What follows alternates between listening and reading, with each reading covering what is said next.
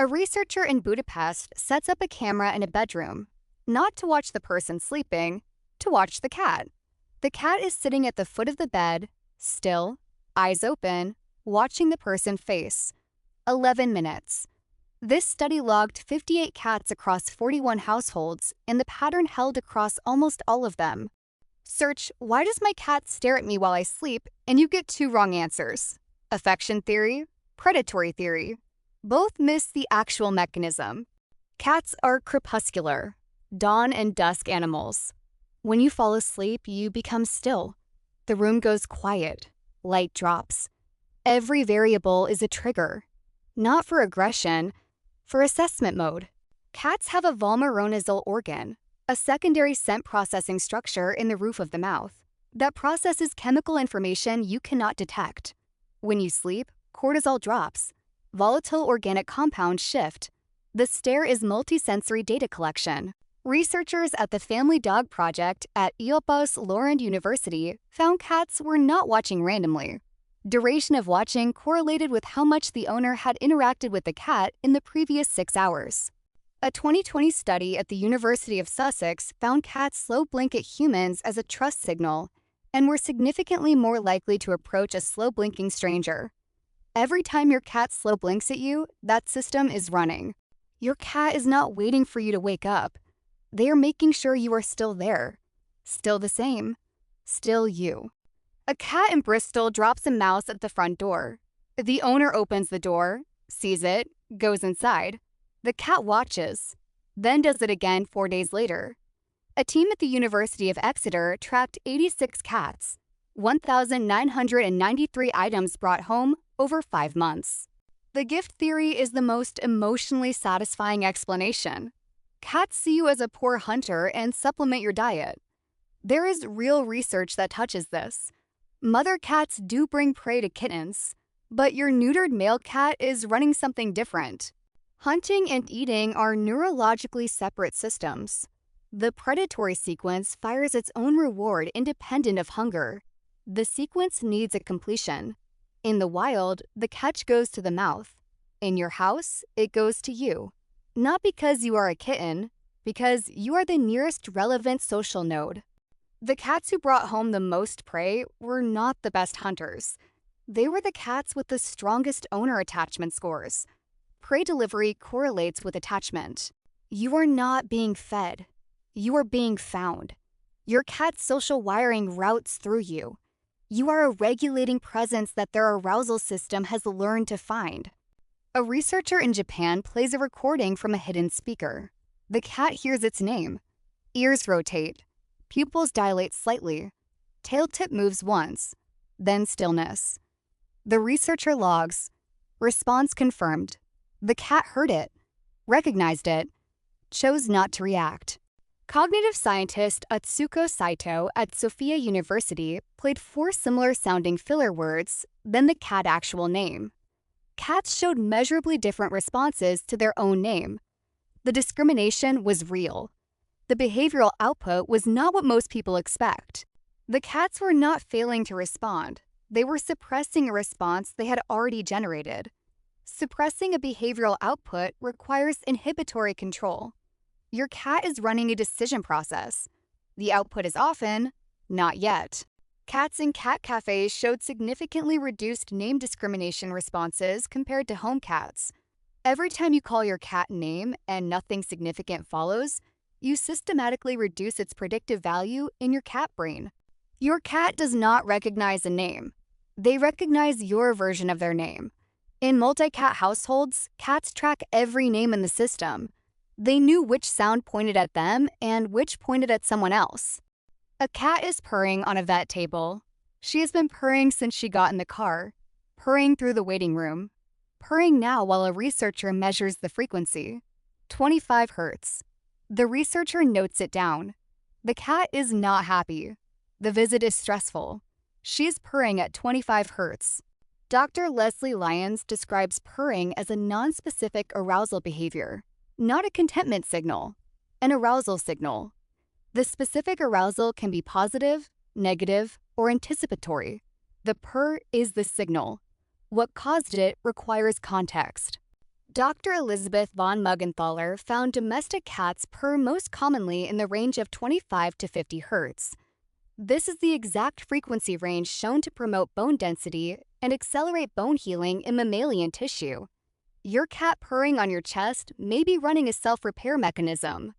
Karen McComb at Sussex found cats embed a hidden cry element in the solicitation purr in the 220 to 520 Hz range, overlapping with human infant cry frequencies. Humans rated it more urgent even without knowing what was different. The hidden cry bypasses conscious processing. Purring alone does not tell you the state. Read the body. Loose limbs and half-closed eyes means positive state. Tight body, flat ears, wide pupils means stress state using the purr for self-soothing. A cat is on a kitchen counter. There is a glass near the edge. The cat walks toward it, makes eye contact with the person in the room, and pushes it off with one paw. The glass breaks. The cat sits down. A behavioral researcher wrote, "Deliberate. Eye contact maintained throughout. No startle response post-impact." The predatory motor sequence fires and stalls for indoor cats. Orient, stalk, pounce, catch, and then nothing completes. Each incomplete cycle accumulates neural pressure. The counter glass is the most interesting thing in a low-stimulus room. The sequence fires, the glass goes. Cats orient toward their owners before, during, or after object displacement events. This is social referencing. Your cat is reading your response as data about whether the object is worth engaging with. The glance at you before the push is not "watch this," it is a behavioral check. End every laser session by moving the dot to a physical toy the cat can actually catch. The sequence needs a close. Without a completion, the loop loads discharge pressure. Dr. John Bradshaw spent years studying domestic cats and their owners and arrived at a conclusion that sounds absurd until you look at the data. Adult cats treat humans as large, non-threatening, occasionally clumsy cats. Specifically, as a cat that takes on a role close to that of a mother figure. This is not a metaphor. Adult cats in the wild do not meow at each other. Kittens meow to their mothers. The behavior disappears at social maturity in wild populations. Domestic cats meow constantly. At you, specifically. You have been filed under the mother category and the communication toolkit deployed accordingly. Kneading is kitten-specific behavior in wild cats. Kittens need their mother belly during nursing. Adult wild cats do not need. Adult domestic cats need on your lap. The neurological trigger is the sensory memory of nursing. Soft, warm surface, close contact with the primary social figure. Tail-up greeting in wild cats appears primarily in mother-kitten interactions. In domestic cats, it is used almost exclusively toward humans. A la rubbing, pressing the head and body against you, is significantly more frequent in mother-kitten pairs than between adults. You get both behaviors every morning. Every morning when your cat walks into your room with their tail raised and presses their face against yours and makes the small sound that means "you are there and I see you," they're running software that is older than either of you. A cat in a dark apartment starts running. Not toward anything, not away from anything. Bedroom to hallway to kitchen to hallway. Faster. Back legs overtaking front legs on the corners. The owner is awake now. The cat makes one more pass, stops, sits down, and begins grooming. 3:17 a.m., 40 seconds. FRAP, frenetic random activity period. Two distinct types. Crepuscular bursts that track dawn and dusk. Displacement bursts that cluster irregularly through the night. The displacement burst is the interesting one. The predatory motor sequence is mediated by a dopaminergic circuit in the ventral tegmental area. Each phase produces a dopamine pulse. When the sequence stalls without completion, the circuit is primed but not closed. Neural pressure accumulates. At night, when the environment goes quiet, it discharges.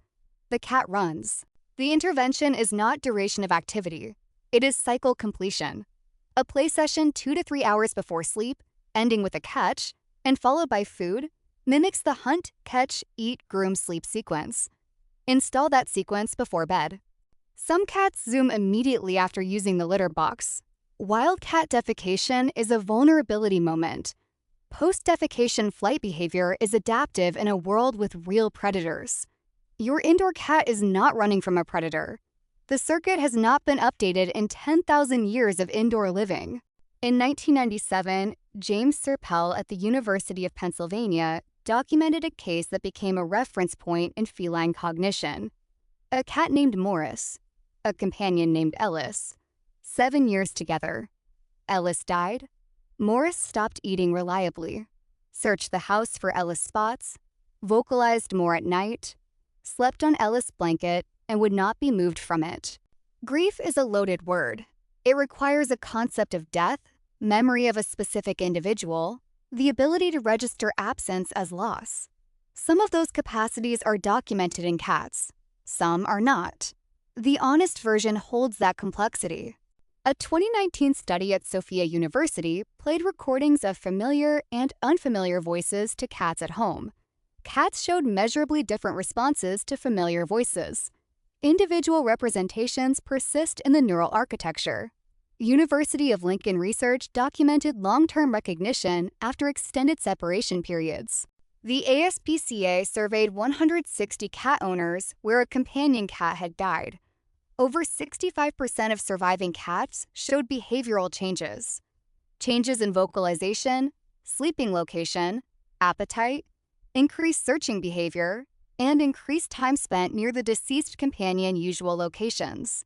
Dr. Sharon Crowell-Davis argues that what looks like grief may primarily be a stress response to disruption of established social and territorial patterns. The surviving cat does not understand that Ellis is dead. The surviving cat understands that a significant structural element of their environment has changed without explanation. She is not saying cats feel nothing. She is making a methodological point. The distinction between grief and disruption stress at the neural level is not as clean as it sounds. Human grief is at least partly the pain of a brain that built a deep representation of someone confronting their permanent absence, a nervous system built around someone suddenly without them. A cat in the same structural situation is not in a categorically different place. Most behavioral changes normalize over 2 to 6 months. The nervous system reorganizes. It takes time. And it takes the presence of other stable, reliable figures to do it around. Cats don't ask for much. But what they do ask for, your attention, your patience, your time, matters more than most people realize. If something in this video made you look at your cat a little differently today, that's exactly why we're here. Drop a like if it helped. And subscribe so you never miss what's next. Your cat is lucky to have someone who cares enough to learn. We'll see you in the next one.